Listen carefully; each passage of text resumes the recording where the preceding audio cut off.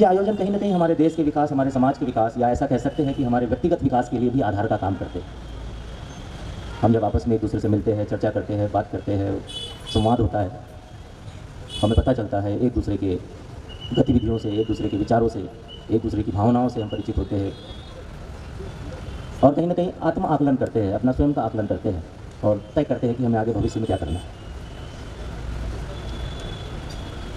जितने भी देश है इस संसार में, उन देशों का यदि वर्गीकरण किया जाए तो एक तस्वीर सामने आती है। आप कभी देखेंगे जब देशों की तुलना होती है तो उस तुलना में कोई विकसित राष्ट्र होता है, कुछ विकासशील राष्ट्र होते हैं, कुछ पिछड़े राष्ट्र होते हैं।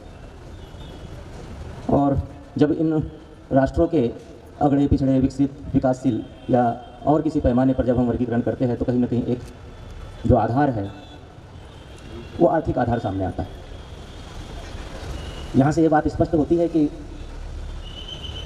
आर्थिक रूप से मजबूत देश विकसित देशों की श्रेणी में आते हैं।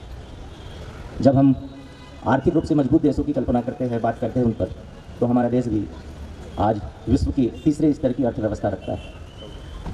और ये तभी संभव हो पाया है जब हम सब ने मिलकर के प्रयास किया। निश्चित रूप से देश का विकास समाज के विकास के ऊपर निर्भर है और समाज का विकास व्यक्ति के विकास के ऊपर निर्भर करता है। जब हम समाज के विकास की बात करते हैं तो कई ऐसे पैमाने हैं, कई ऐसे मानदंड हैं, कई ऐसे आधार हैं जिन आधारों पर हम एक विकसित समाज की कल्पना कर सकते हैं, जिसमें शिक्षा एक आधार है, सबसे प्रमुख आधार है। व्यवसाय या आर्थिक स्थिति दूसरा आधार है। स्वास्थ्य सुविधाएं तीसरा आधार है।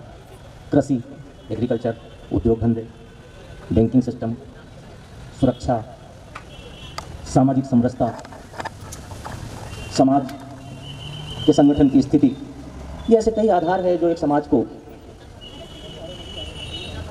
मजबूत बनाने का काम करते हैं या समाज के विकसित होने के लिए जिम्मेदार है। यहाँ से निष्कर्ष रूप में कहा जा सकता है कि यदि एक मजबूत समाज की कल्पना की जाए तो उस मजबूत समाज का संगठित होना बहुत जरूरी है। संगठित होने से तात्पर्य है कि समाज के जितने भी सदस्य हैं सारे एकजुट रहे, संगठित रहे,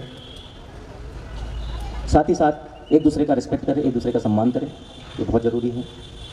अब ये संगठन या एकता कैसे स्थापित होगी, इस बात पर भी हम आए दिन विचार करते हैं। जब आपस में संवाद होता है, इन सारे प्रश्नों के हल